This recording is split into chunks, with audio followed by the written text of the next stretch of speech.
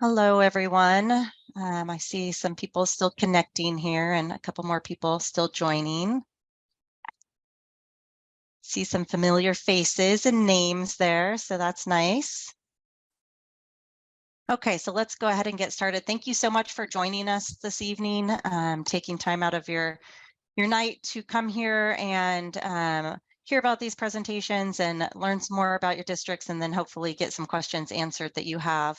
We really appreciate you being here and taking this time. The city's been working with CivicMic to help educate the community on topics that in regards to the landscape and lighting districts. And the city's main focus is for all of you to understand what goes into the maintenance districts and the services that are provided and the associated funding. So we are focused on educating you so you will have enough information that you can make an informed decision about how you want to move forward with those services and the associated funding. So tonight we're going to cover the history of the district, the current service levels, the Prop 218 process, survey results, and then ways to get engaged. So this meeting will be recorded and shared on civicmic.com/Pomona. If you haven't visited that site, that's CivicMic.com, civicmic.com/Pomona. That's where you can find all the information about your landscape lighting district that has been shared with the community and about the process that we will have moving forward. And that was just added to the chat there as well, the link. So if you haven't been there, check it out. If you have someone, a neighbor or someone else that misses the meeting tonight that would like to watch it, or you want to go and rewatch it or look at the slides, it will be up. We'll have it posted there tomorrow. Okay, so there are a few ground rules that I want to cover just quickly before we jump into the presentation. We plan to keep the meeting to right around an hour. And I always hesitate to do this part. I hope that most people are in by the time I say this, and I just keep hearing that ding. But we are going to hold all questions until the end of the presentation. So if you have a question, we don't want you to forget it, write it down. But we are hopeful that we'll answer a lot of your questions throughout the different presentations that we're giving tonight. So write those down though, and then at the end of the presentations, I'll go over how we'll go about answering questions. To help with background noise, we will ask that everyone remain on mute so you can hear all the material that's being presented. If you take yourself off mute, we'll put you back on mute. So if you see that happening, that's why we want everyone to be able to hear what's being presented. So CivicMic goes through a public engagement process that aims to gather feedback from various demographics with diverse values. And we like to hear from all participants in your community, not just the regular ones that we may hear from all the time, but we want to hear from all of you. And we want to make sure that we make every attempt to shield you from personal attacks. So anyone in this meeting that uses foul language or makes personal attacks will be moved to a private meeting room by the moderator to regain your composure, and then allowed to return. But if that behavior continues, you'll be permanently removed from the meeting and not allowed back in. So of course, we always say this at the beginning of our meetings, and we don't expect that to happen. Knock on wood, we've never had it happen. And you guys are a good group of people, so we're not thinking that will tonight, but we just want to let you know that would be the process. So with that being said, let's start with our first presentation, which is Shandy Dittman, the Public Works Fiscal and Project Manager for the City of Pomona. Shandy?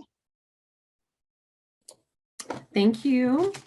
And thank you everybody for coming. So I'm just going to go over the history of the Phillips Ranch Assessment District and kind of the current budget situation that we're in right now. So can we move to the next slide?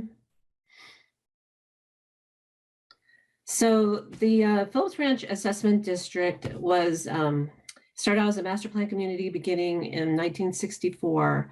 And it was formed after several publicly noticed meetings back in June of 1980, public hearings and so forth, officially formed as a district.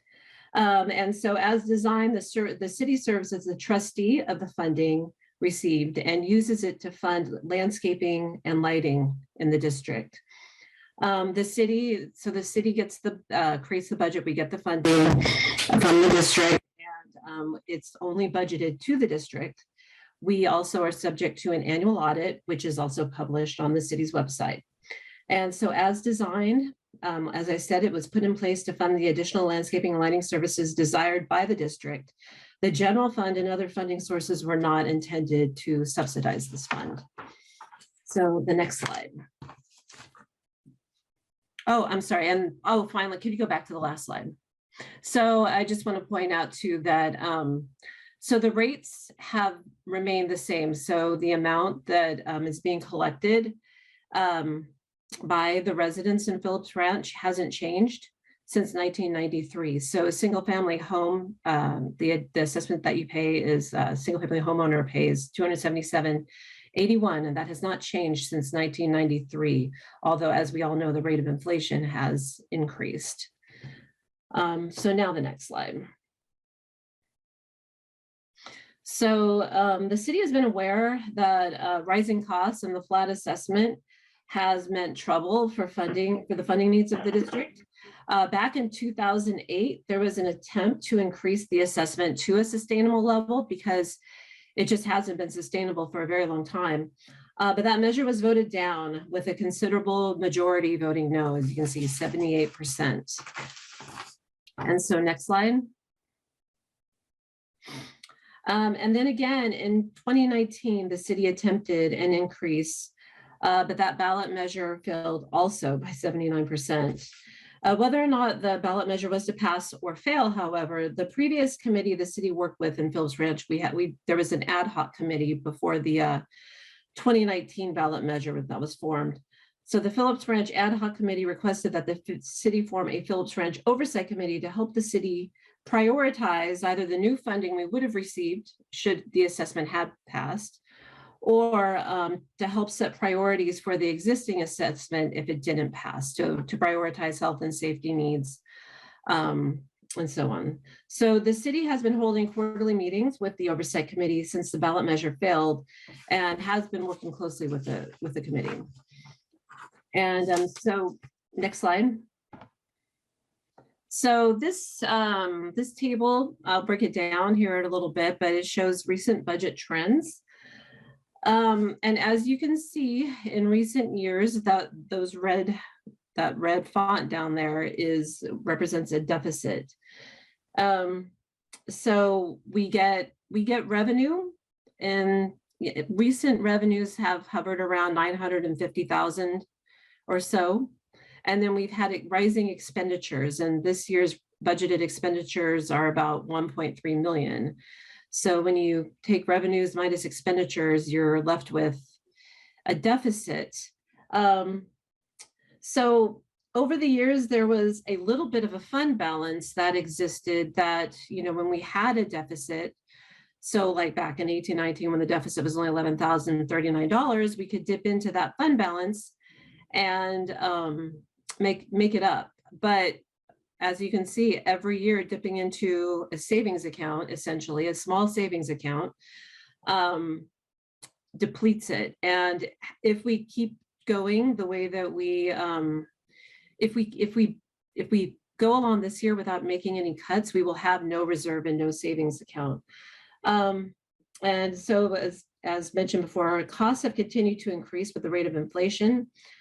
And so I'll break down the budget though into the categories. And I'll note that the fiscal year is actually July 1st to June 30th. So there are personnel costs. These represent portions of 6 staff salaries that are paid out of this line item. It includes 3 workers that are more on the ground and in the field out there in Phillips Ranch, that enforce the landscaping and tree contracts and all the contracts out there that are in Phillips Ranch. And then there are 3 remaining staff that are administrative, which include me, an accounting technician who pays the bills, and an administrative assistant who answers all of the calls that pertain to Phillips Ranch. And the 3 administrative staff only represent 5%. So Phillips Ranch represents 5% of our administrative staff salaries.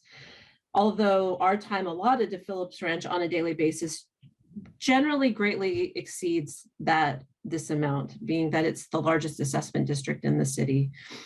Other operating costs, this includes mainly electrical materials, entrance signs, structure, light maintenance, contractual services such as the annual engineer's report that's required to be submitted to the county, general maintenance and repairs, small tools, gas and electricity, that's pretty self-explanatory, water.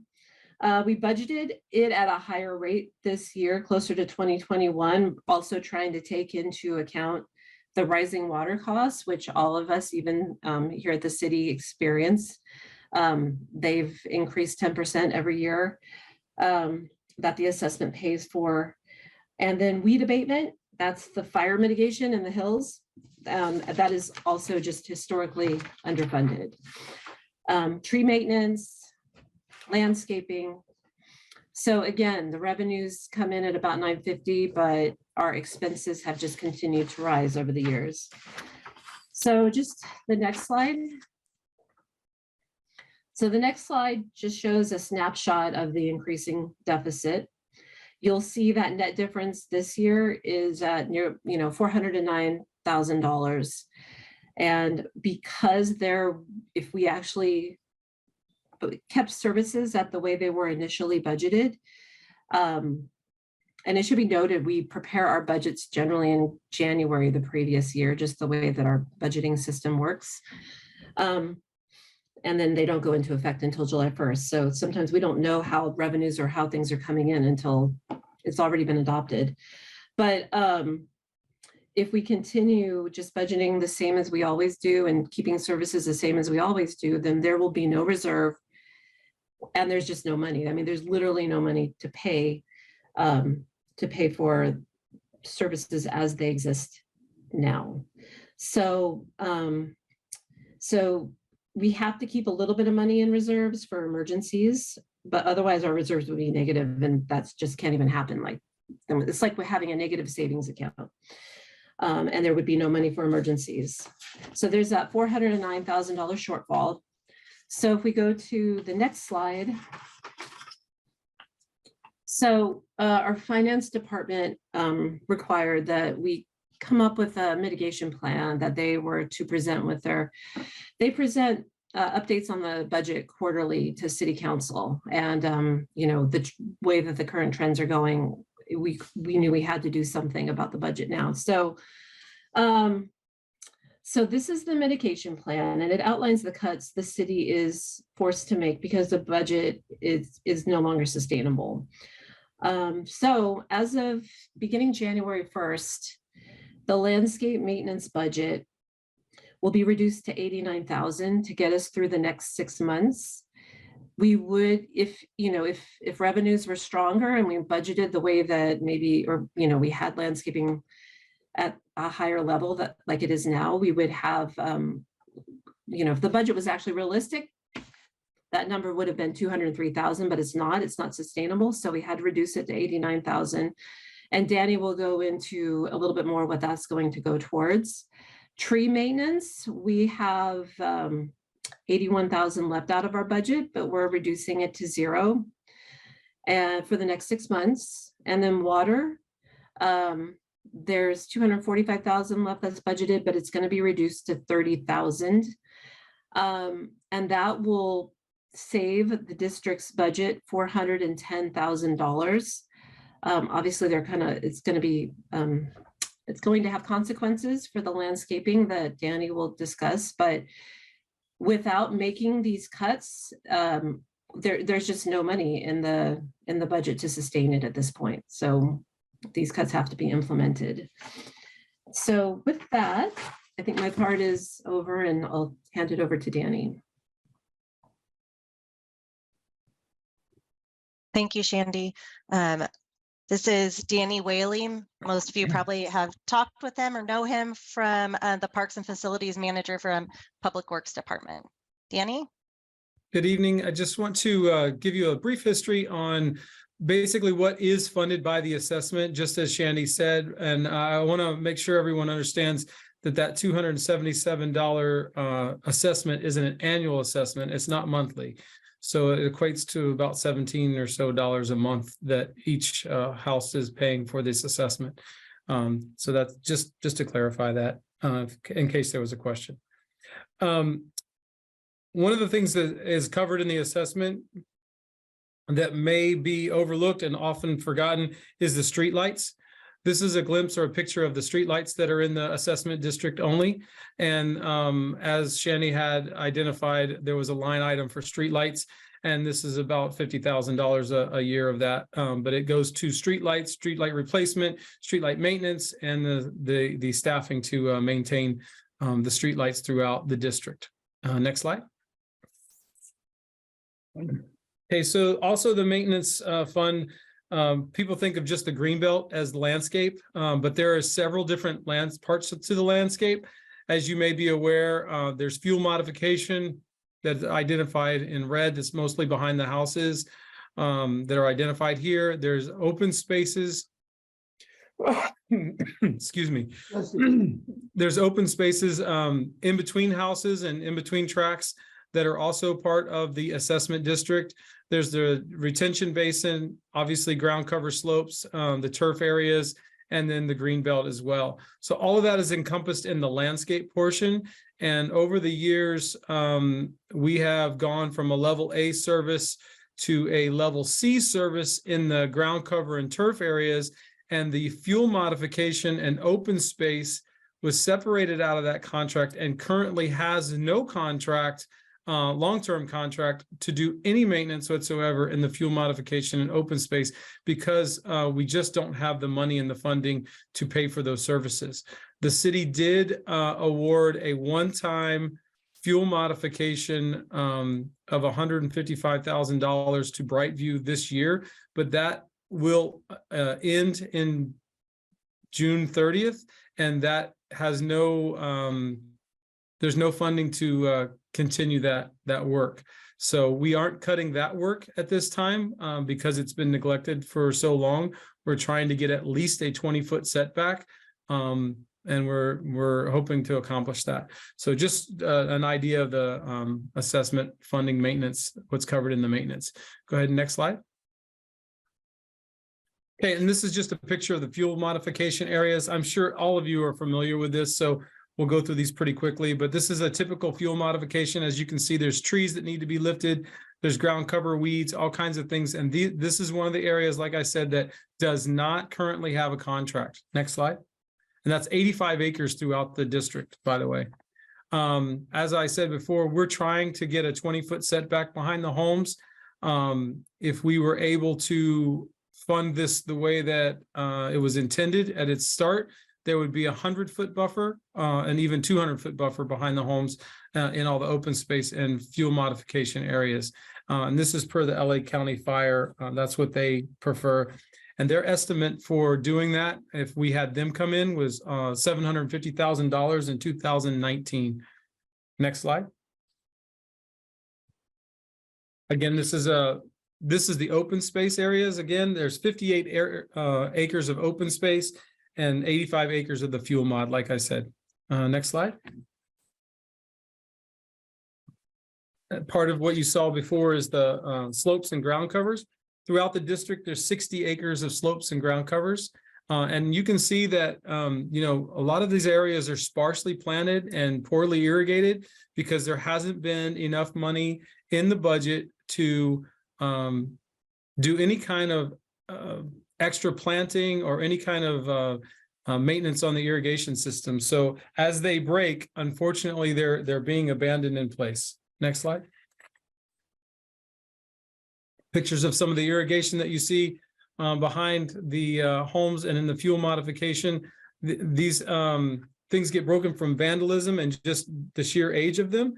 They were put in the 1990s, so obviously they're some years old here, 35 years old, and they require regular maintenance. However, we don't have the funding at this time to do that.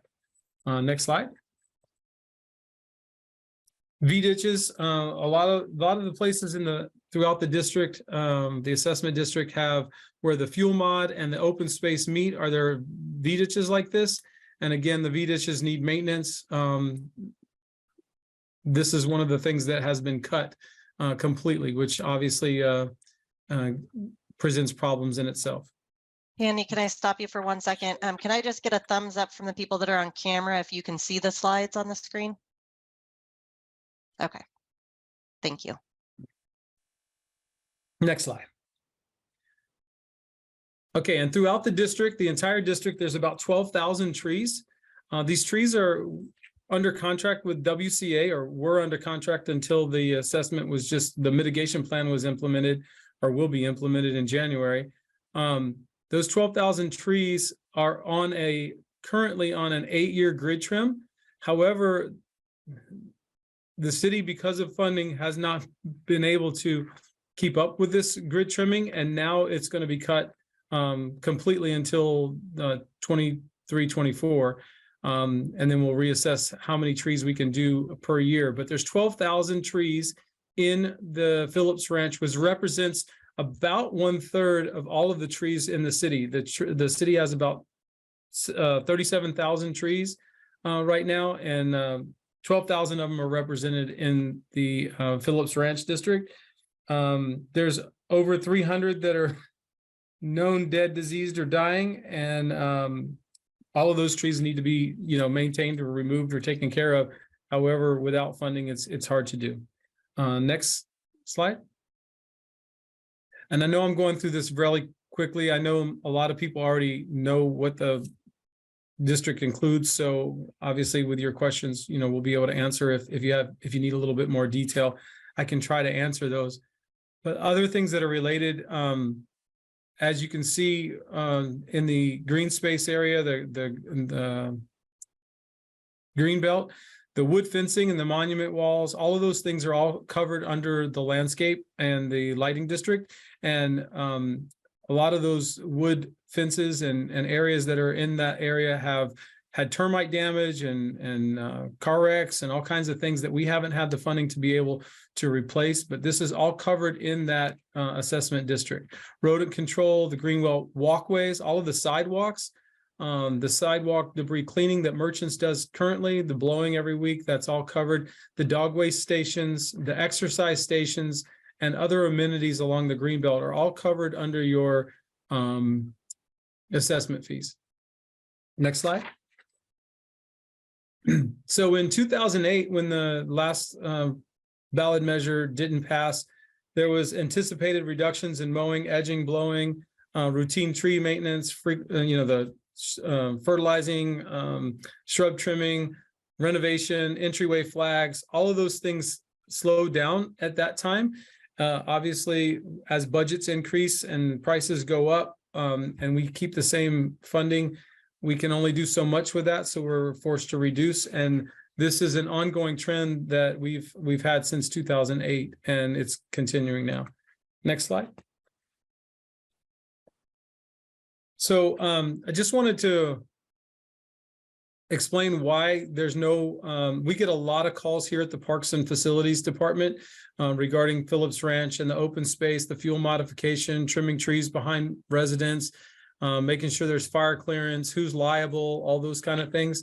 But when we went out to bid for the open space / fuel modification, the lowest bid was $69,980 a month, which was MCE for a level C service, not a level A service, but a level C service, which just decreases the frequency. That's what that does. So a level A is, the best you can get, as needed service. A level C is, well, you might not be able to get to it, except for I think the level C right now is on a 7-week rotation. But this budget alone would be $840,000 just for the open space and fuel mod, not including the other expenses. So this contract was rejected, and there's been no contract. Next slide. Excuse me, sorry, getting over a cough.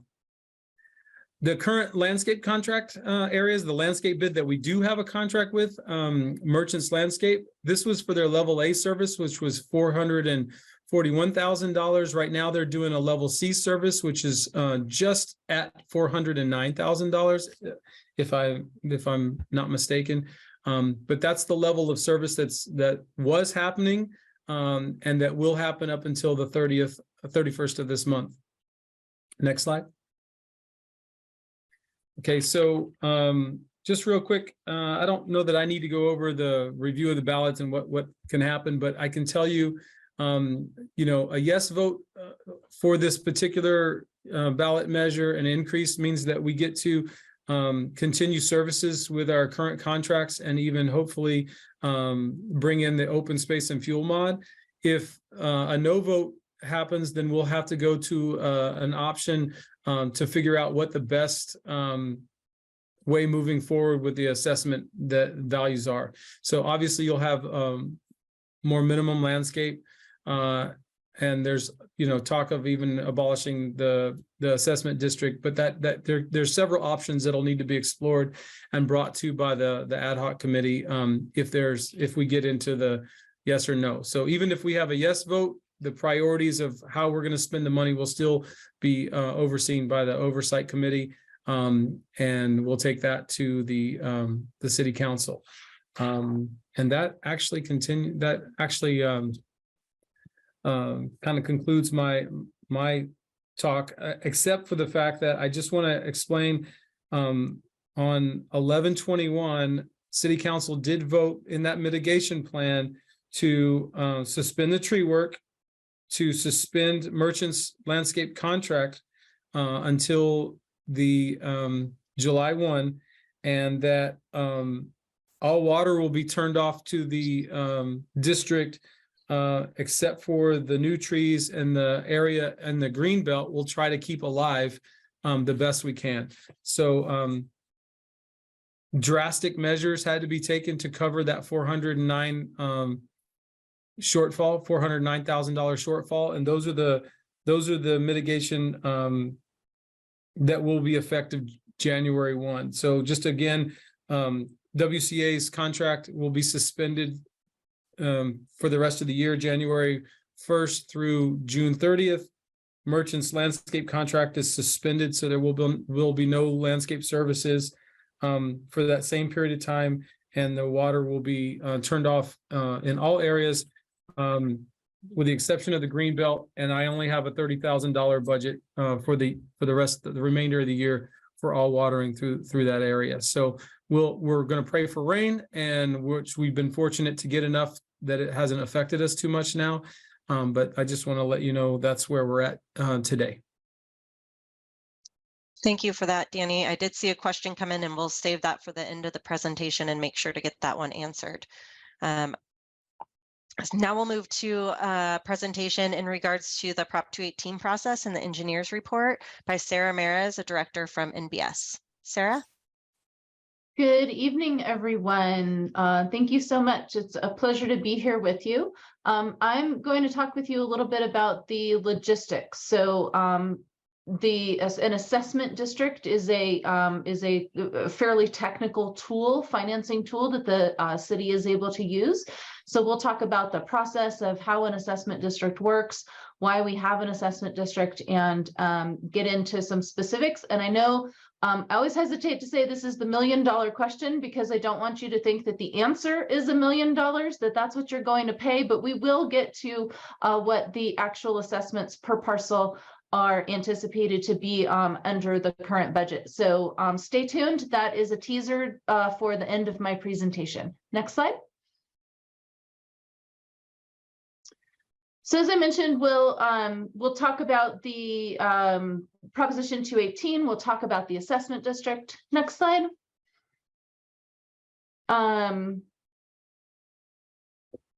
Something has happened on my slides. That should say Proposition 218. Looks like when they were converted somehow, but we'll keep moving.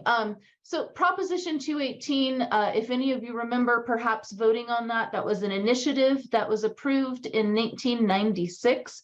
And with Proposition 218, that created very strict rules on benefit assessments.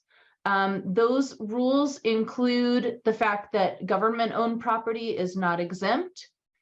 Engineers' reports must be prepared and that are stamped and approved by a registered professional engineer.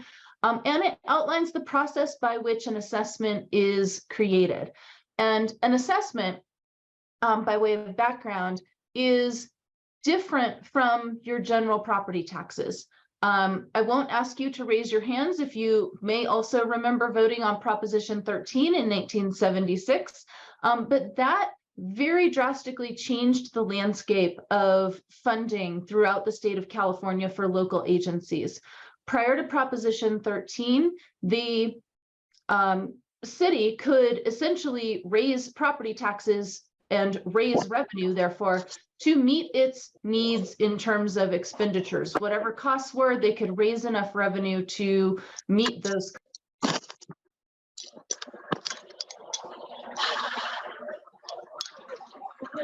Sorry about that, I just got muted.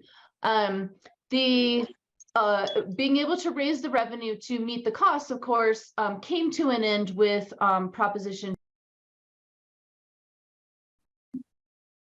218 allows the city to increase, to gain additional revenue by going through this assessment process. This is different than a tax. If you're familiar with any sort of parcel tax or community facilities district, that is a different type of mechanism. And the property related fees, such as your water rates and sewer rates, et cetera, are also a different mechanism. So an assessment is a very distinct tool. Next slide. The Landscaping and Lighting Act of 1972 is the actual legislation that we are operating under. Of course, it's called the Landscape and Lighting Act of 1972 because that's the year it was created. It is an assessment district. And you'll note that 1972 is before 1996 when 218 came in. 218 essentially redefined how an assessment works. So we do have that engineer's report. We have to do a couple of things. One is to identify how much of the benefit is related to the general benefit of the accruing to the public at large, and how much of that is special benefit that is accruing to property within the assessment district. And that's the analysis that the assessment engineer performs. And in order to approve an assessment district, we have to go through what's called a protest ballot proceeding. A protest ballot proceeding is the process if you happened to also own your home back in 2019 when the city went through this process before. You may remember some of that. That process requires that the city mail a notice and a ballot to every property owner in the assessment district.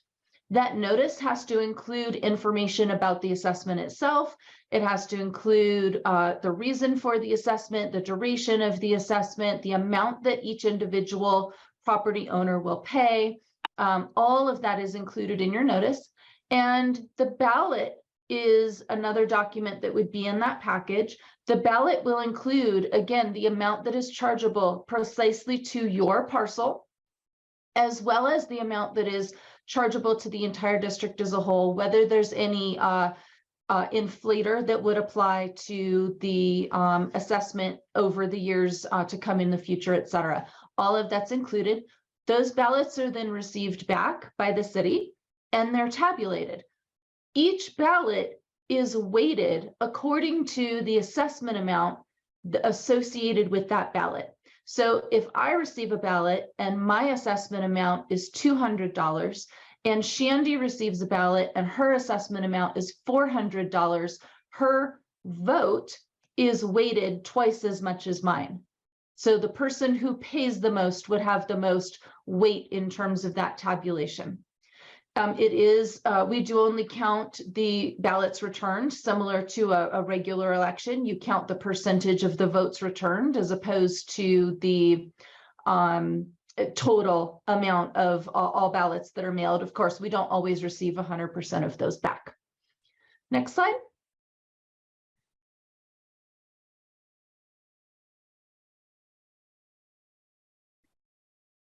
So in, in creating the assessment, we look at a variety of assessment engineering factors to analyze that. Again, we've looked at the general benefit, we've separated that out of the budget to recognize any benefit that is accruing out to anyone who is outside of the assessment district. We're only assessing that special benefit to properties within the assessment district. And once we have those that special benefit, we then have to allocate that to the parcels within the assessment district proportionate to the special benefit they receive. And in order to create that proportionality and allocate that assessment, we look at the land use of each of the assessor parcels in the district. We look at the lot size and the building size. We look at all benefiting property. It all, again, based on Proposition 218, must be assessed, including publicly owned property. In this case, pass-through traffic is the metric that we have used to identify general benefit. And the total amount of general benefit that we have identified through analysis of this district is 2.97%. Next slide.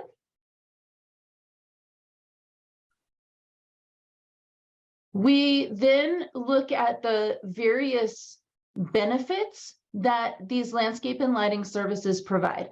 The improvements confer special benefit to the parcels within the assessment district. Those special benefits are improved safety, improved access. Those are special benefits specifically related to the street lighting. And the landscaping improvements provide improved aesthetics, improved identity, meaning neighborhood identity, and improved livability.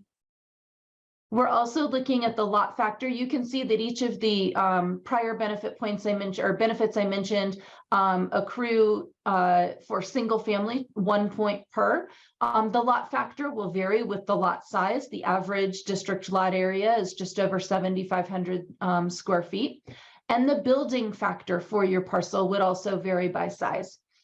The average district building area or building square footage of an average single family residential is 1,934 square feet. Next slide. So this is the cost estimate that we're looking at right now. This potentially could change as we examine other factors, but this is the preliminary cost estimate. As you saw in the prior portions of the presentation, the current budget is just under $1 million.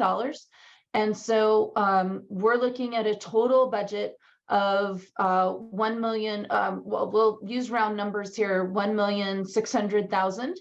For folks on the phone, I will actually go ahead and read this since you may not be able to see the screen. But we're looking at the landscape and lighting, total maintenance cost of 1,599,159.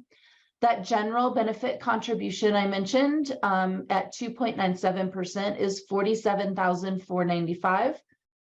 Operating and capital reserves. I think both Shandy and Danny mentioned this a little bit. There are a couple of different types of reserves. The operating reserve is the reserve because the city only receives funding from the county relative to the assessment district about twice a year in accordance with when you pay your property tax bill. The city receives a distribution of funds shortly after you pay those 2 installments of your property tax bill. So they need to have some funds to cover operating throughout the entire year. And then, of course, some level of capital reserves are required so they can do things like make repairs, or if a tree is knocked down with a windstorm, they can go out and handle that, those sorts of things that need to occur that are maybe not ongoing monthly service or what have you, but responses. The total balance in this case to be assessed is $1,791,536. And there are a total, when we assign all of those benefit points to all of the parcels in the district, we're looking at just over 29,000 benefit points. And that means that there's an assessment per benefit point of $61.62. And next slide, please. So the assessment is calculated by taking the parcel's total benefit points times the assessment rate per benefit point to come up with the total that is going to each individual parcel. Next slide. So approximate assessments for you. So drum roll if we didn't get there yet. The detached single family residential is on average about $510. And I'll just compare that since this comparison was made earlier. I believe the dollar amount was $277 is what's being charged currently. And so we're looking at just over 500. This equates to $42.50 a month. And you can see for attached single family residential, that amount is $370 per unit. And we have some rates for non-residential as well. On average, it's $30,576. But there is a range. There are, of course, larger and smaller non-residential properties throughout the district. So, of course, larger lot, larger building would pay more than a smaller building and smaller lot. And next slide. So we'll, I think, have Danielle, or no, I think we actually have one more presentation, and then we'll be able to answer your questions. Yes, we know that everyone, I'm sure, has a lot of questions, so we'll move quickly through some of the survey results, the top level survey results. Oh, you know, actually, Adam, there you are. Okay, sorry, I couldn't see you, Adam. Thank you. Adam from FM3 will go over the survey results with you quickly, and then we have one of your community members that wants to speak, and then we'll move into questions. Great. Thanks, Danielle. This is Adam Sonnenschein with FM3 Research. We're an independent public opinion research company actually based in LA, and we were asked to do a survey of the property owners in the Phillips Ranch community to get a sense of their attitudes on some of the issues related to the topics we've been talking about tonight. And I'm sure many of you, if you're here and participating in this, you probably may have taken the survey as well. We can go to the first slide, give you a quick sense of the methodology with which we did the survey. Started in mid-October, took a little pause and came back after the November election. So we're in the field basically until about a week ago. Everyone we surveyed is a property owner in the Phillips Ranch community. We had 256 respondents, which means we have a margin of error of plus or minus 6%, basically.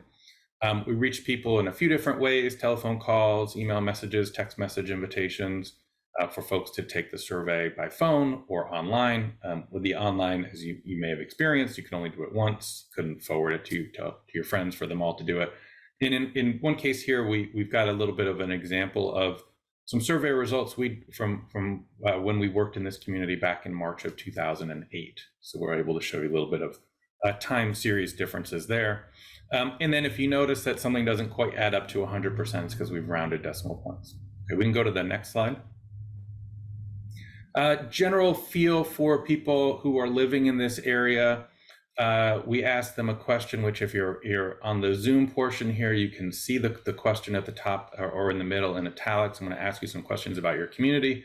Would you say things in the Phillips Ranch community are going in the right direction, or are they off on the wrong track?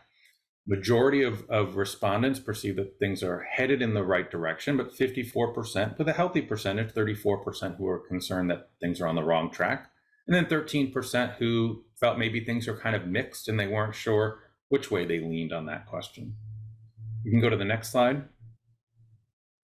Here we're asking again question text as it appeared in the survey in italics. Overall, how satisfied are you with the way that landscaping looks and is maintained along streets and in public areas in your neighborhood?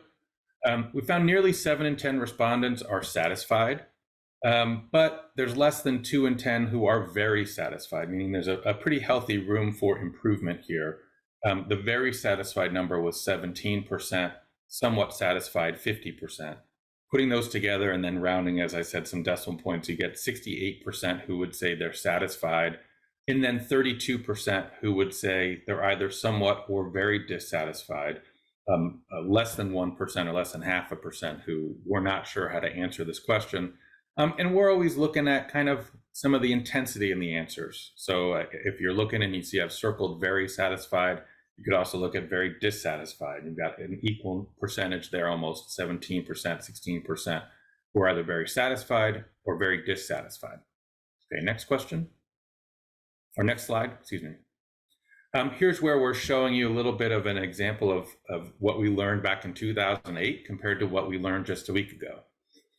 This is a question about whether people in the community are even aware there is a special assessment collected annually through their property tax bill for the Phillips Ranch landscaping zone to provide landscaping services. On the left-hand pie chart, you see in 2008, 39% of the respondents said that they were aware. In the current survey, it's up to 49%. So this is sort of a glass half empty, half full kind of question in terms of how you interpret it. On the one hand, you would say really only half of the people or the people who took this survey were aware that there's this special assessment being collected already. On the other hand, it's 10% higher than it was the last time we asked folks in the community. So there's been some increase in awareness, but still a healthy amount of need for more information and dialogue. Okay, next slide, please.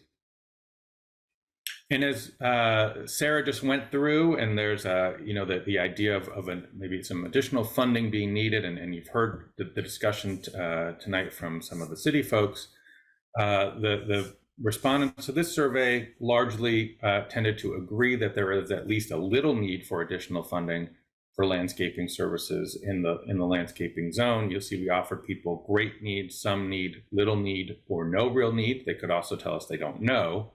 And about 71% grouped into the either great need, some need, or little need.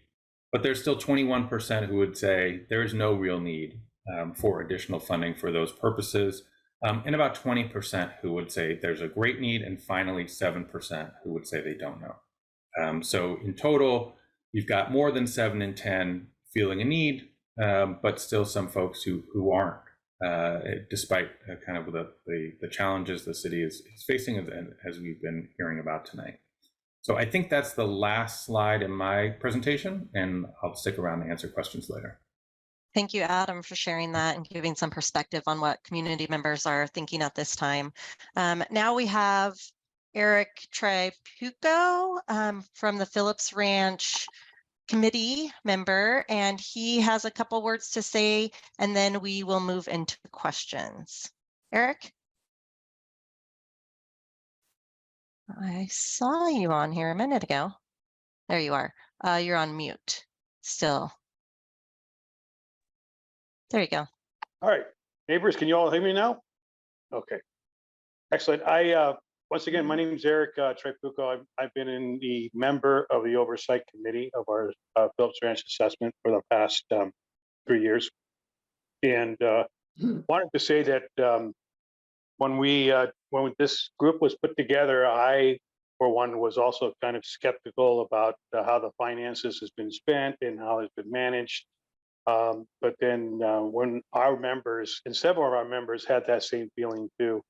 And when we sat down and when the city had shared the books, and then when we saw the expenses and the needs that our community needed, we realized that that the assessment needed to be funded and supported.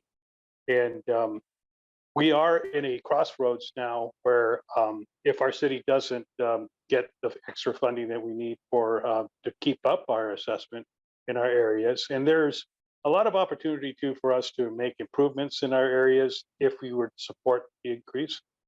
We could also help find ways to save money on water, help improve on our irrigation, also maybe even change some of the foliage to put succulents and other drought tolerant plants in. And these all obviously cost money and capital investments. And in order for us to do that, we would need the support from our community to increase it. The assessment is basically our backyard. It's our community. This belongs to us. We, the people here in Phillips Ranch. It's up to us to decide whether we want to keep it. For me, my wife and I, when we came and moved here in Phillips Ranch, one of the things we adored was the fact of the layout of the greenery and the trees and the walkways and areas that you walk. And we're very fortunate because Not a lot of areas have what we have in this area, and not a lot of places are going to ever be built like our place here in California. So we are very lucky, and it's really up to us as a community member, as residents, and as an investment to support that assessment and growing.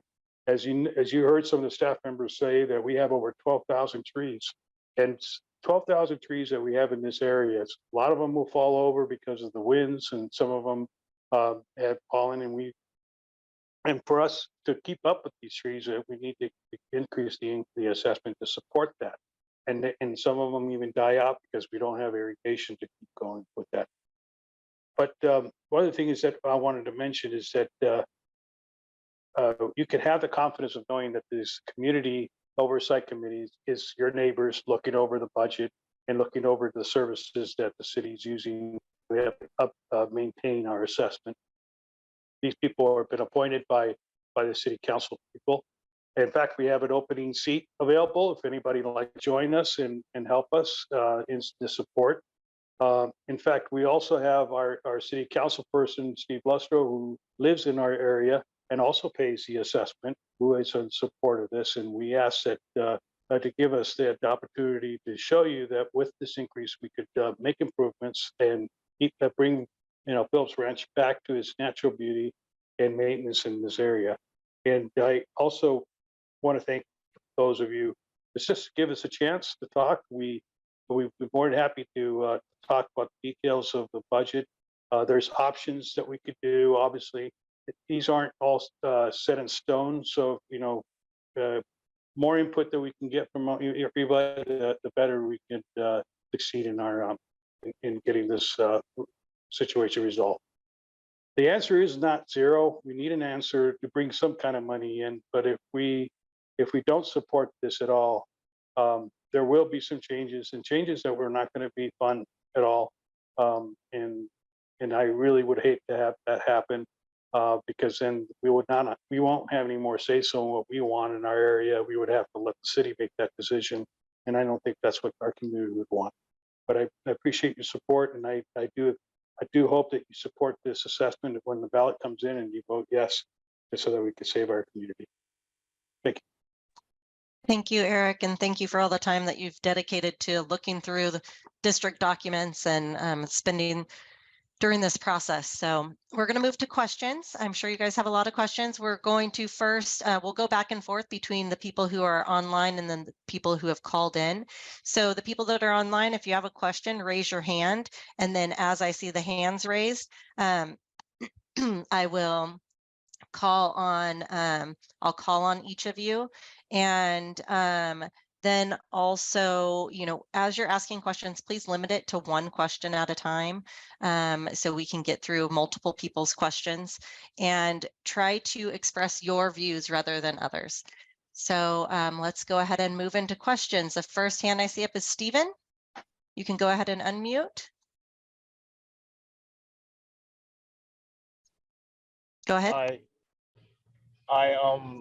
I appreciate Eric's and Danny's feedback, but I myself work in like a lot of government projects, and I see this is when I got the survey, I thought it was going to be a $570 increase, but from what it sounds like, we're already paying $270, and we're asked to be paying like probably $180 more, right? Like we're talking about going into 510 in our assessment, right? Is that correct? Correct. The single family residential is averaging about 510, yes. But that's from 270 to 510. 77. Difference is 218. 218, right? So it's correct.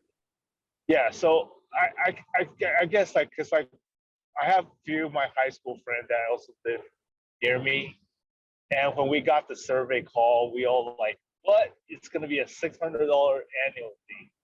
So I think that fee structure, or the way the fee was explained through the flyer or from the survey, was really bad, because that's what we kind of got from what we heard.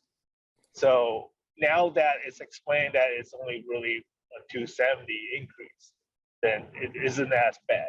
But my question is, because you guys talked about how, sorry, now it leads to my question. So you guys talk about how some people with larger property will pay a little bit more, and then people with, you know, smaller or non-single family residents, they pay a little bit less. But is there a max, or it's a prorate that, you know, if somebody has a 2-acre lot and a huge property, they might be paying, you know, 2,000 or something. You know, I don't know.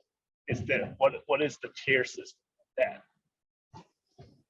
But for single family residential, there it is right at that $510. So no, there are not single family residential parcels that go up to $2,000.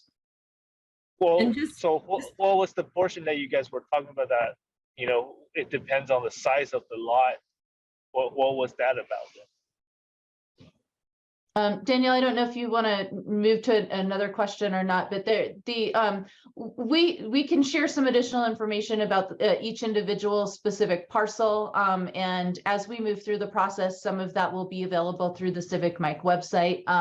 You know, without looking at an individual parcel and size and so forth, that question is a little hard to answer for one parcel in particular. No problem. I appreciate that. That's all for my questions. Thank you. Thank you, Stephen. Just to clarify, the current assessment is 277.81. So that would be the starting point from where you're increasing. Because I heard different numbers when we were talking. Just, I mean, yes. With the question. So it's 277.81 is the current assessment. Thank you, Shandy, for that clarification. Mike McMath, go ahead and unmute. Hello, everyone. Thank you for providing this. This is very beneficial. I thank this very much. My question is, I get it,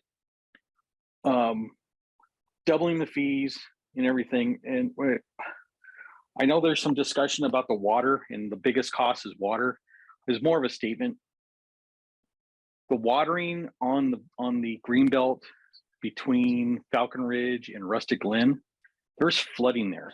There's so much water daily. Someone needs to address that, because we're clearly wasting water every day right now. So that's something staff needs to look at. It's ridiculous. The other part is understanding with the assessment with the streetlights, if it's on us, and when somebody, this is my question, when someone hits a streetlight, like the other day on the loop, or about 6 months ago on Phillips Ranch Road, just before Rio Rancho, that set of lights have been out for the past 6 months and nothing's been repaired or anything. Is that purely on this assessment district to replace those lights, or is the city part of that? Because I also have my regular taxes, and does every region or every district in the city have to pay for their own street lights, or is there something where the city as whole covers some of this, especially when a car accident knocks down the street lights? Is it entirely on us, or is the city going to take part of the deal? Because I imagine they're going to still go after the insurance company of the vehicles that hit the light. That's my question. Danny or Sarah, can either of you talk to who's responsible for repairing that light? And city staff repairs the light, but we do it with the assessment district funding that is allocated for the assessment district. When an accident occurs, we do go after the insurance company and try to recover that cost, and that recovered cost goes right back into the assessment as well. If there's no funding or no fund balance, like there is right now, where there's no funding available for us to tap into and go and replace that $30,000 right away, sometimes we have to wait until there's funding available. And that's probably what the case is. I'm the Parks and Facilities manager. The streetlights is a different manager, but just knowing how we operate, it's pretty much the same as them. Thank you for that, Danny, and thank you for the question, Mike. We'll move on to Joseph. You can go ahead and unmute. McDonald, I believe. Yes, and thanks to the team for putting the presentation together. I would probably suggest a couple other items be covered in your presentation. Given, first of all, the context of the city recently, the people in the city voted to increase the sales tax, and I think it's up to like 10.25%.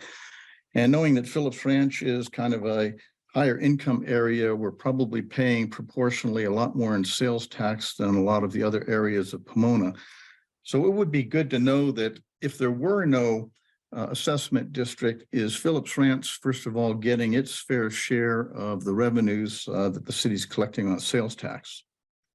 The next item you might want to cover is, I understand when the area was developed, that the city cut a deal with the county that was very detrimental with regards to revenue to the city.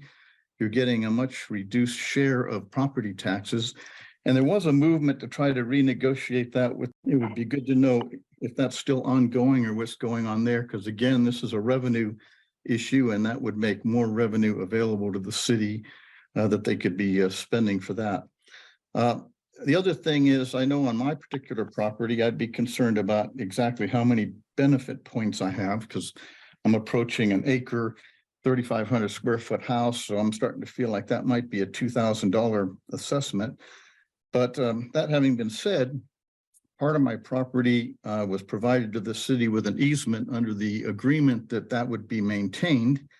And since I'm on a hill and the hill every 10 years or so burns, there's going to be legal liability for that, I would presume. So you might want to cover those topics. You may not be prepared to answer them now, but should be added to the presentation so there's a complete understanding. Thank you. Thank you for those comments, Joseph. We will take all questions tonight that aren't answered or maybe would be valuable to have more clarification on, and get some context around them, and then post those comments to civicmic.com. So you can see on the screen right now, we have where you can go there and sign up. If you're not already receiving direct emails from us, please sign up for those emails. And as soon as we post information there, you'll get an email notification about that. Sarah, did you want to talk real fast about the single family residential price assessment amount again, or? Yeah, I mean, just to say, again, there is no single family residential property that would be paying $2,000. All of them are right at the $510 mark. There is not a large variance based on the size or the of the lot or the building square footage. Perfect. Thank you so much. So that $2,000 was in reference to the non-residential. And again, our slides will be posted, or Sarah's slides, everyone's slides from this presentation will be posted on civicmic.com for people to go look at. So I'm going to take 2 more questions from the people who are online, and then we're going to go to people on the phone and allow them to ask some questions. Martha Rodriguez, you're up next. Okay, thank you for making this as a Zoom call, because it sure made it nice for all of us, I'm assuming. My question is, well, actually, I moved here 30 years ago, and the biggest selling point was the beautiful green belt, the street. That was the big seller. And so when I moved here, 30 years ago, it's lovely. And I think that still should be a priority to keep that green belt beautiful. So because we are part of Pomona, do we not get any Pomona money? As in taxes. We don't get any Pomona taxes. We just get Phillips Ranch taxes. Shandy. Well, so the assessment is intended to pay for the additional landscaping and lighting that Phillips Ranch, as part of the agreement, as part of, I guess when it was formed in 1980. However, the city of Pomona pays for all the streets, all of the roads, the traffic lights, those sort of repairs. Also, the city of Pomona back in 2014 took over the parks because the assessment didn't have enough revenue to take over the parks. So the city now also takes over, handles the park maintenance. Thank you.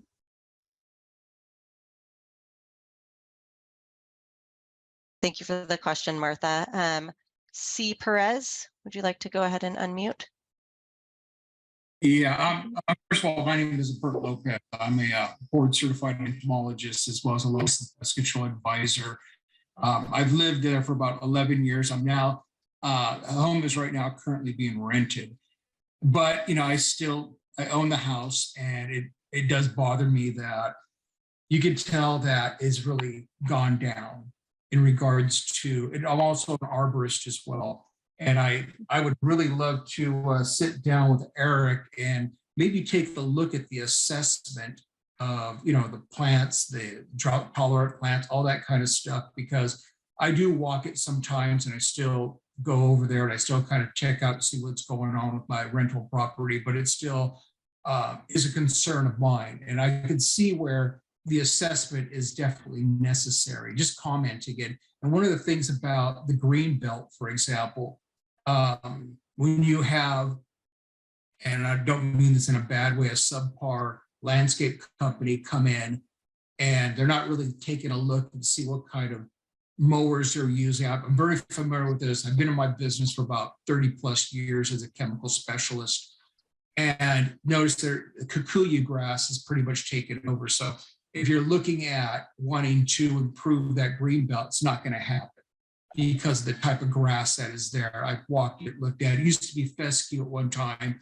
Now you've got invasive species from Africa there, which is horrible.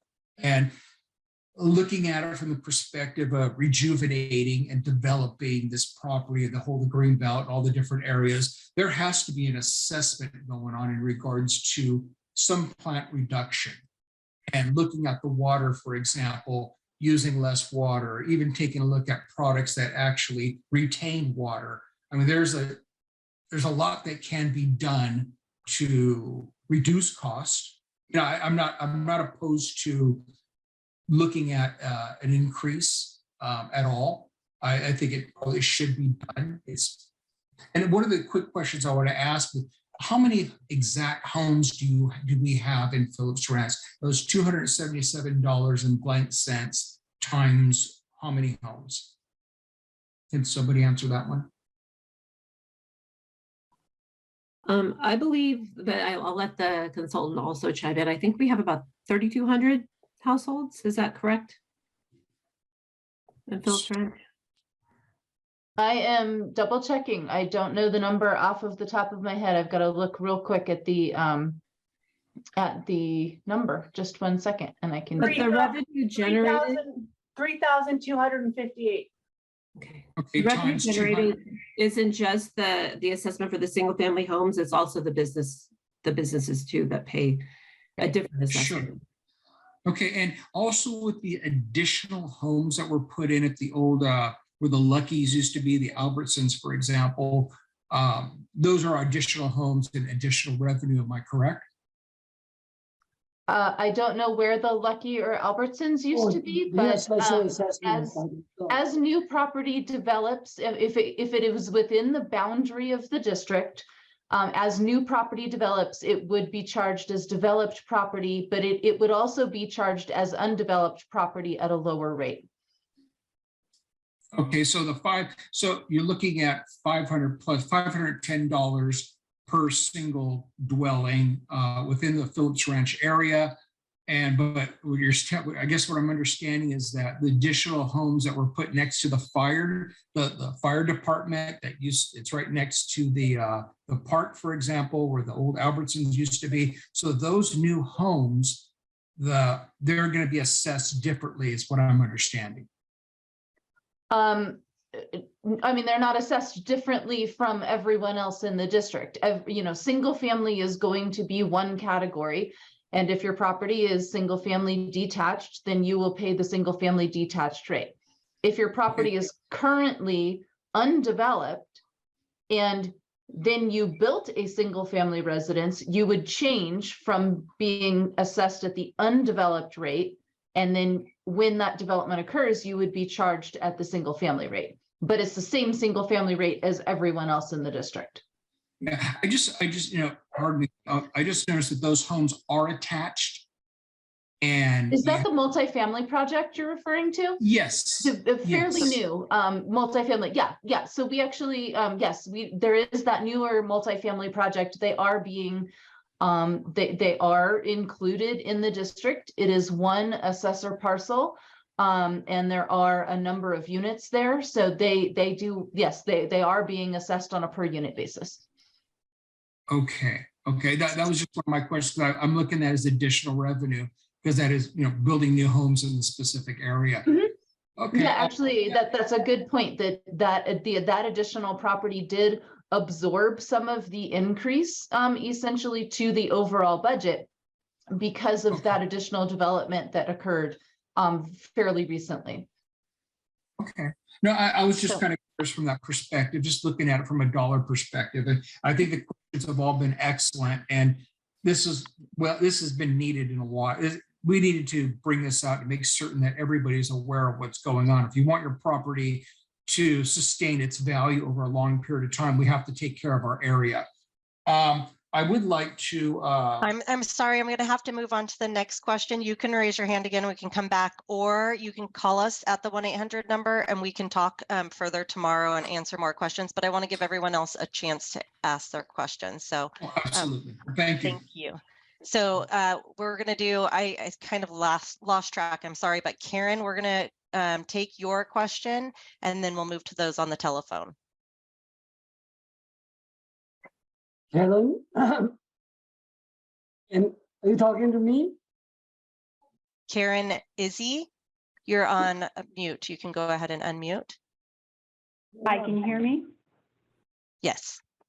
Hi, thank you very much for this, first of all, this meeting. I think it was very, very much needed, but I just wanted to reiterate to my neighbors that basically I've been here for over 30 years as well. I definitely take pride in my property, and what I am seeing happening to Phillips Ranch is deplorable. Rotted wood on my street, broken walls, lights that aren't fixed. It's starting to look, I hate to be frank, but it's starting to look like a ghetto. And if we want our property to really maintain its value, I strongly urge every participant and every family dwelling in Phillips Ranch to vote yes on this proposition. I have no questions, it's just my comment. And I would plead with the Phillips Ranch community to vote yes on this. Thank you for your comments, Karen. Okay, we'll move to people on the phone. If you have a question, you can go ahead and unmute now and say your name. And the name that I hear first is who we'll go with. If you do not know how to unmute, it's *6 on your phone. And I know we have a hand. Hello? Okay, looks like maybe we don't have anyone on the phone that has questions. Most of you, majority of you are here online. So we'll go with Bree Kinnerson. You can go ahead and unmute. Hi, thank you. I just want to understand. So I get that it's only, $510 average annually, but how are we ensuring if we were to pay this, that the services that we're getting are quality services? So for example, we've been here since 2008 and we've complained about, the lack of tree maintenance, and, we live in an area where we've got fire hazard in the sense of the brushes, the fire abatement, I guess. Like, how do we make sure that if we're going to do this, that there is proper services to take care of all of us? So Shandy may want to speak to that, but I can definitely say, as you heard mentioned earlier about the oversight committee, there is a position on that available, attending those meetings, attending your council meetings when the budget's being presented, when it's being approved, and then, staying in contact with Danny and Shandy throughout the year, as far as property owners to provide insight on what you see, boots on the ground there, because you're the best one to be able to tell the city what's going on. So I think those are some ways right there. But Shandy, maybe you have something else, or Danny, that you'd like to add? I would say, again, we do meet quarterly with the oversight committee that are all residents of Phillips Ranch who do scrutinize their contracts. They understand that right now, like for example, with landscaping, we're at a level C. We actually got, from what we hear, I think a pretty good company that's performing okay at a level C, but we understand that with you know, well, as of now, as we know with this mitigation plan, it's going to be cut. The funding is going to be cut a lot, so that you're going to see a change in the landscaping. But with, you know, we could have, if we had additional funding, it could have been funded at a level A, and you could even see a higher level of maintenance. You know, we put it as far as ensuring whether or not there's, you know, you're going to get good service. I know that Danny and his team are really on the contractors to make sure they're fulfilling the terms of the contract. And, you know, that would continue. And if a contractor isn't performing, then we, you know, yeah. So I understand that. So a couple of things. I'm interested in participating in the oversight committee. So if there's who would I get in touch with? So you would contact the city clerk at the City of Pomona, and Okay. let them know. And I'm sure that there's a process that they handle in order to, you know, get people appointed to committees, but contact the city clerk and they will let you know. Okay.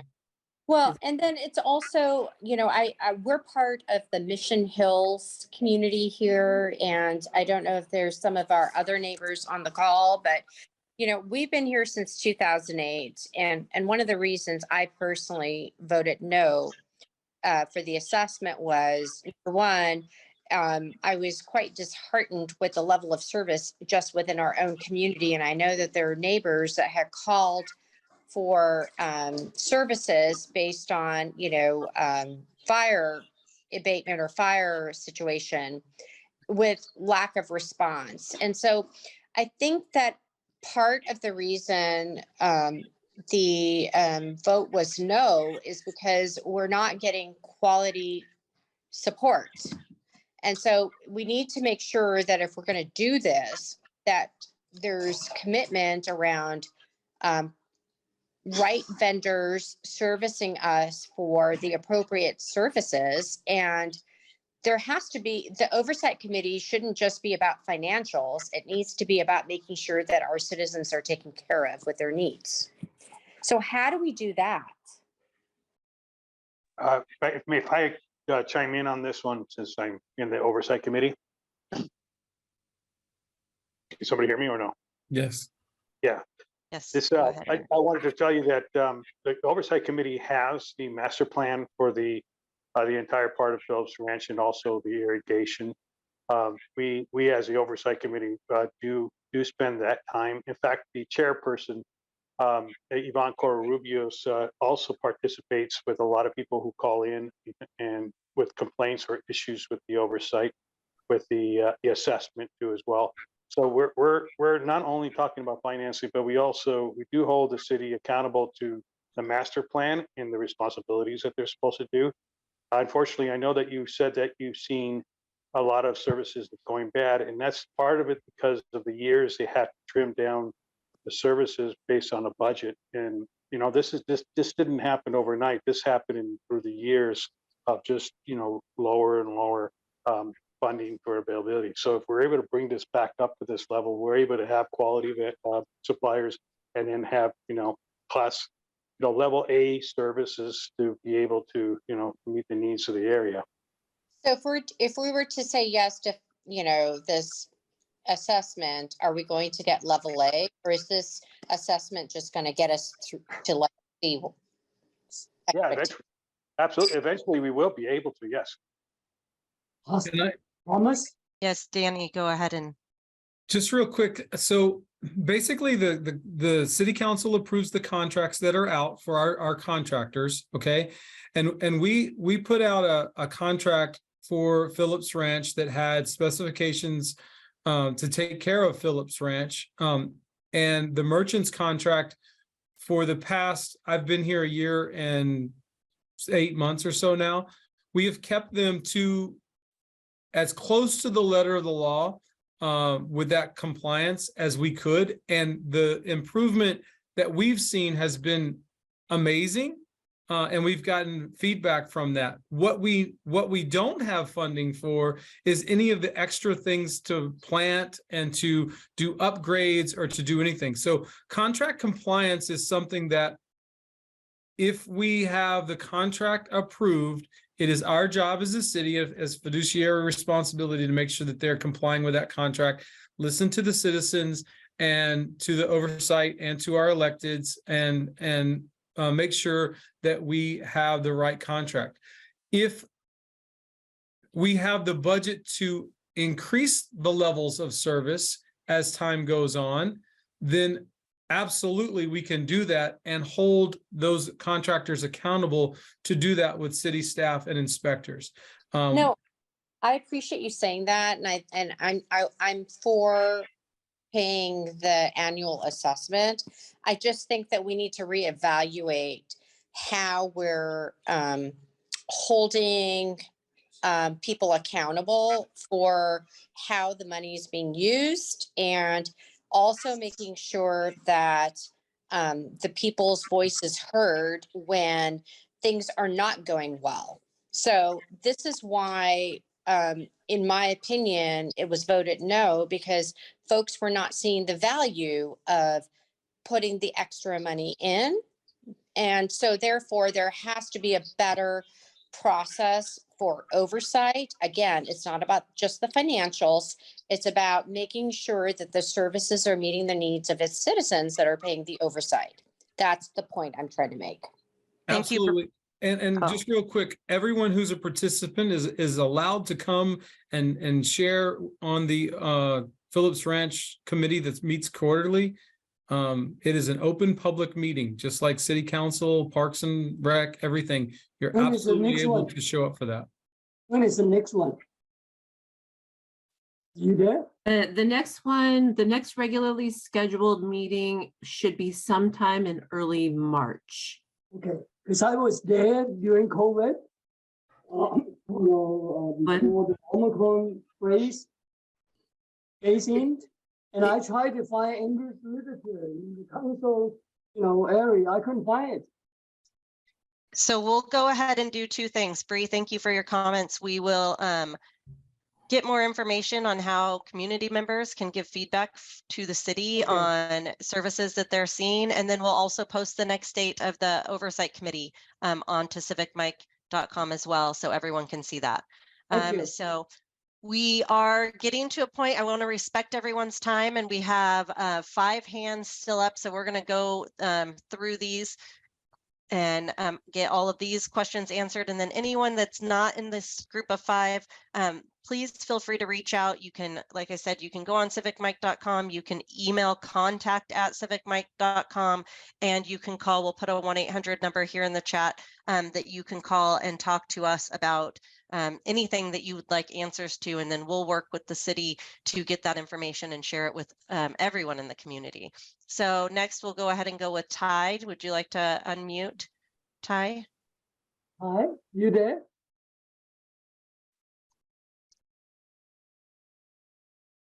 Let's see. Mute. There we go. Now you're Hello, on. everybody. I'm Ty Wallace, and I've been living in the community since 1999, and I'm a realtor here. And I walk through all the neighborhoods, and I noticed probably maybe 2 out of 10 homes really don't put much attention into their yard and their landscape. So with the vast majority of people caring about their home, the community landscape is an extension of your own yard. And if you have pride in your property, when the day comes where you sell it or you pass on and your family sells it, it's going to be worth more money.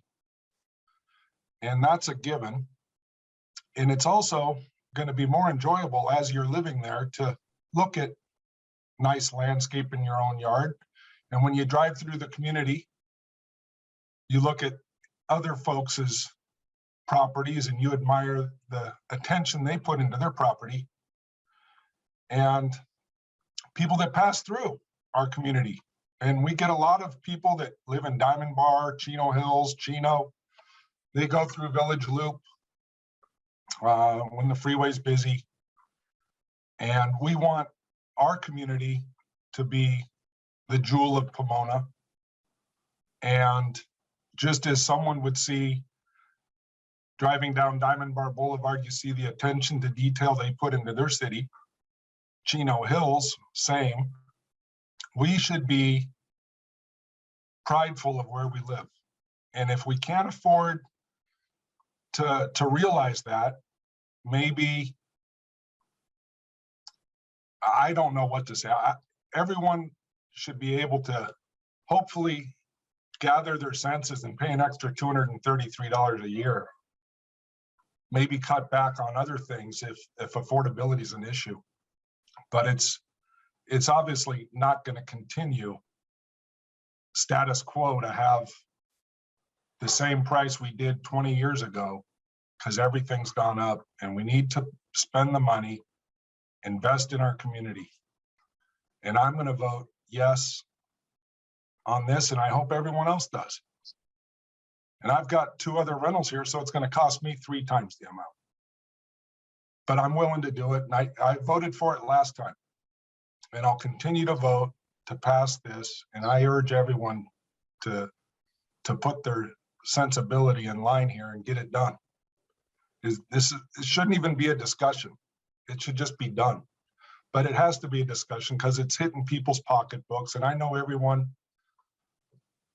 may have a rough time with it. There will be a small percentage, hopefully a small percentage. And I know it's going to help in the long run, though.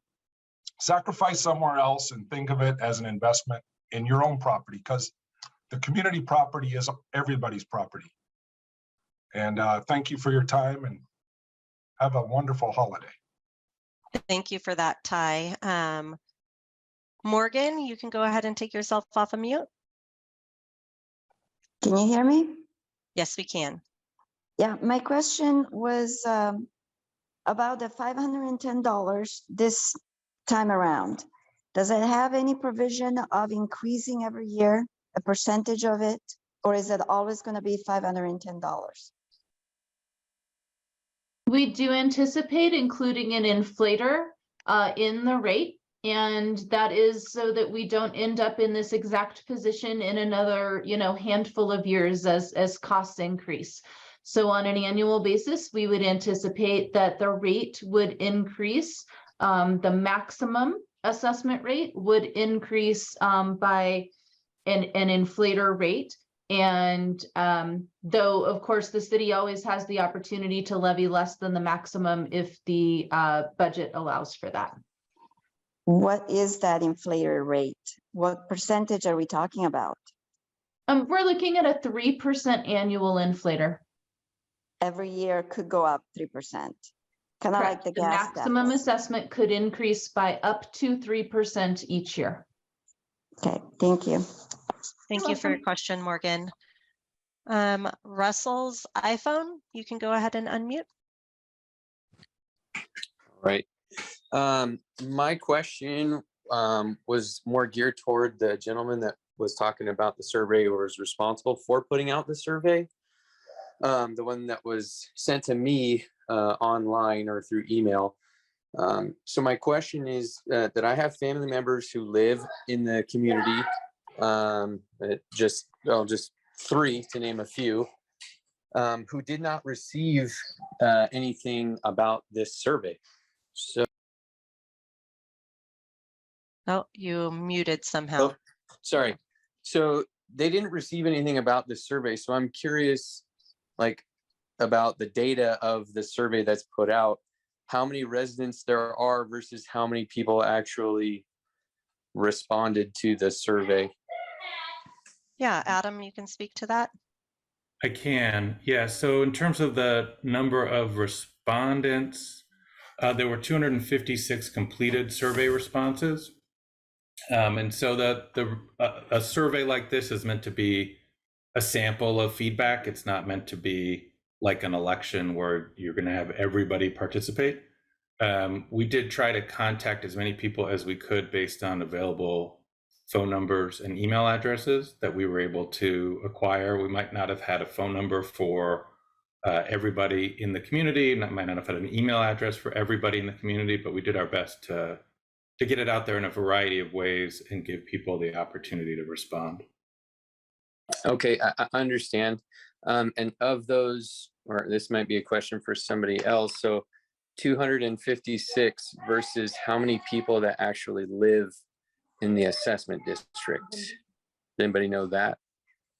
Someone mentioned 3,500 or so. Is that Yeah, correct? so it would have intended to be one respondent per household. So it'd be whatever the number of households is in the community. And that number is 3,258, single family residential. Including the new Lenore homes? I couldn't hear that question. I think he just said including the new build in the old former Ralph's, or I'm sorry, Lucky's and Albertsons. Yeah, 3-4 years ago complete. So I understood that the new development by Lucky and Albertsons was the multifamily residential, not single family. So that number would not have changed with a new multifamily development. Thank you. Okay, yeah, thank you. I just, I mean, I'm just gonna go ahead and say it. That seems like a very small percentage of people to really reach out to and to try and, get an accurate representation of this. So I know I filled it out. I had the opportunity to fill it out. I just wonder how we can maybe improve those numbers drastically moving forward. That's it. Thank you. Thank you for your comments, Russell. Lorraine, if you'd like to take yourself off mute. Hi there. Actually, this is Mike. I'm using my wife's Zoom, but although she's here present as well. Anyway, just to follow up on Ty Wallace's comments, my wife and I have lived in the Phillips Ranch community for over 35 years ourselves as well. In fact, we purchased our current home through Ty, so Ty knows who we are. My question really is how do we get the yes votes? How do we go to market here in the community to get at least 50% plus one, I guess that'd be over 1,600 votes. When your earlier comment suggested that only, 20-something% approved it, the last vote. How do we get this done? Because I think the community, in my estimate, a good part of the community are probably now renters. And like Ty said, you drive around, walk around. There's a lot of homes where people just don't care. And those are probably rental homes. So those people are going to vote no because I don't care. I'm renting out my house to somebody. I don't want to pay more money. How do we go about doing that? So a couple things. One, I'll let Sarah speak to the approval threshold, but you can email me at contact@civicmic.com and we can help by providing factual education material to anyone who wants to participate in a working group that would like to help with boots on the ground efforts to educate their neighbors about what is going on here. The highest level of success typically with these types of districts often comes with being educated. So I can say that. And then Sarah, can you just, I think maybe need a little clarification on that approval process or approval threshold?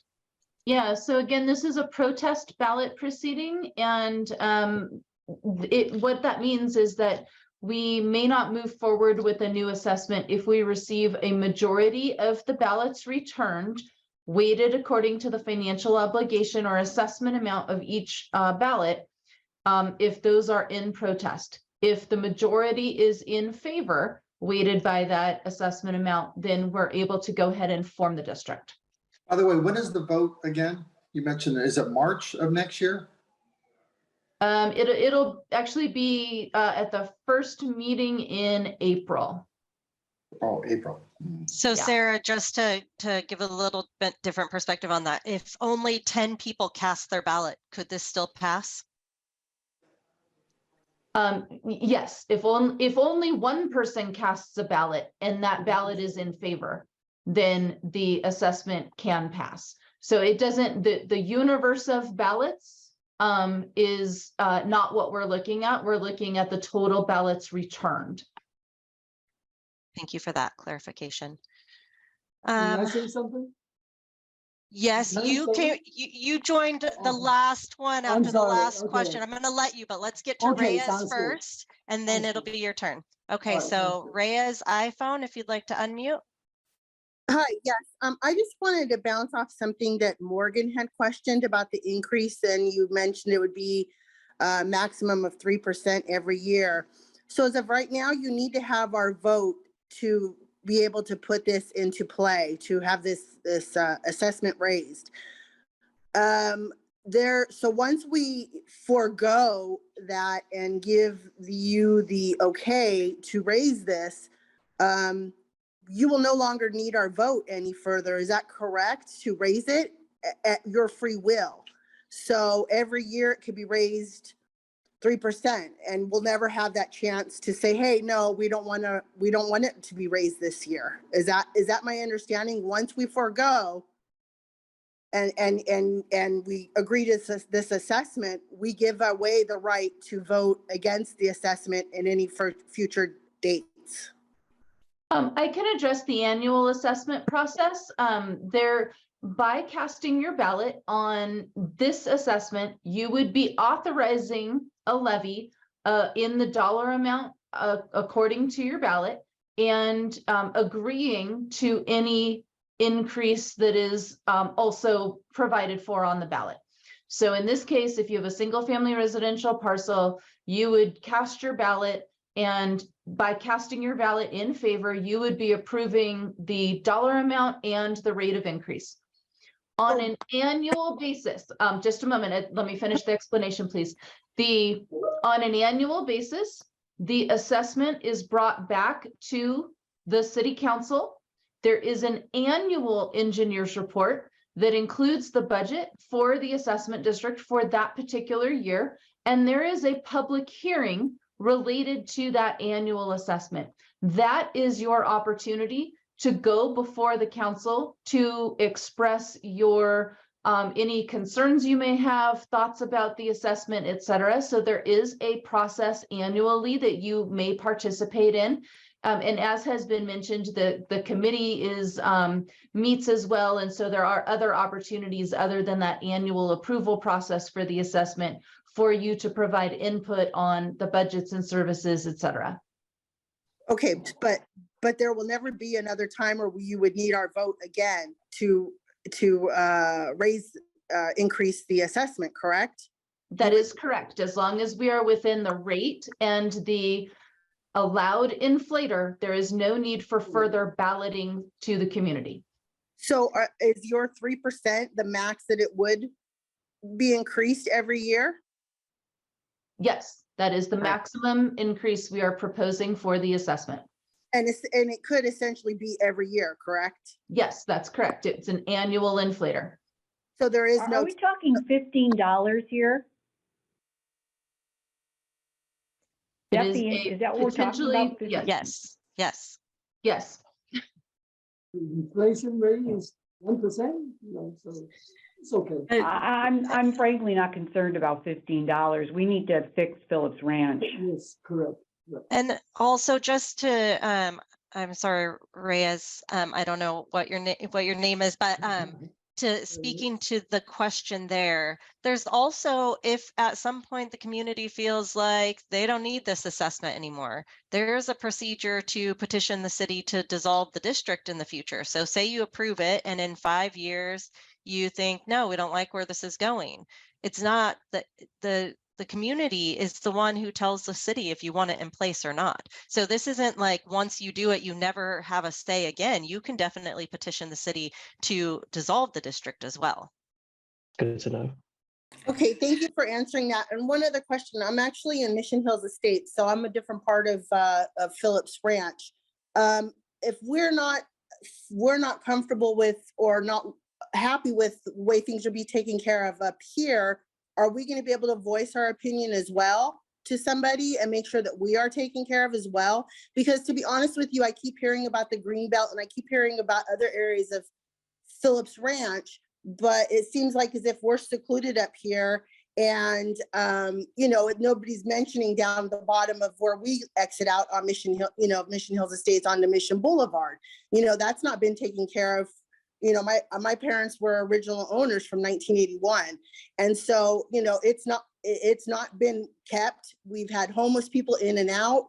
You know, so are we going to be receiving the same care as Phillips Ranch and the Greenbelt will be receiving? I think a lot of people up here have that problem, and we're worried that we're not going to be given the same care as Phillips Ranch and the Greenbelt will be. Steve? So, well, I'll attempt to answer that, but I also, I'm sure Danny can. You know, we strive to obviously to give, you know, great care, especially as the budget allows, to every area of the city, including Phillips Ranch. And you would have your chance to have your voice heard at council, at our oversight committee meetings, which, by the way, I would like to clarify that typically they're the first Tuesday quarterly. So I looked at the date, and so the next meeting should be Tuesday, March 7th. Typically it's at 5:30. We publicly notice it on the city's website under council meetings and agendas, as well as post it outside the council chambers about. You might send us a postcard? I'm from the old school. So, well, our public noticing requirements require us to put it on the website and to put it outside of the council chambers. We also let our committee members know in advance the date, and so if you know any of the committee members, they could also share with you if you're interested in attending. Or you could reach out to me or the city clerk also in advance to find out when the next one is, or if there's been a change in the schedule. Sometimes we do change it to the next day or at a slightly later time, but we always publicly notice that. Can I say something now? Yes, I'm thank you for actually that, not Shandy. Karen. I'm not Karen, Yes. I'm David. Yeah, David, Hi, you'll be, hi, Steve. you'll be our I- last question here tonight because we have gone Yes. over and we've watched a lot of people drop off. So Understood. go ahead. On rental, there's different assessment, okay? So, you know, the way, and it's the landlord supposed to take care of it. The renter, you know, can complain to the landlord. And the 3% is roughly COLA, okay, it's adjustment. And I spoke to Steve about, I guess, when he was running, you know, for elections, I say we haven't looked at the pavement for almost 20 years now. I wasn't here 2008. I was working outstate.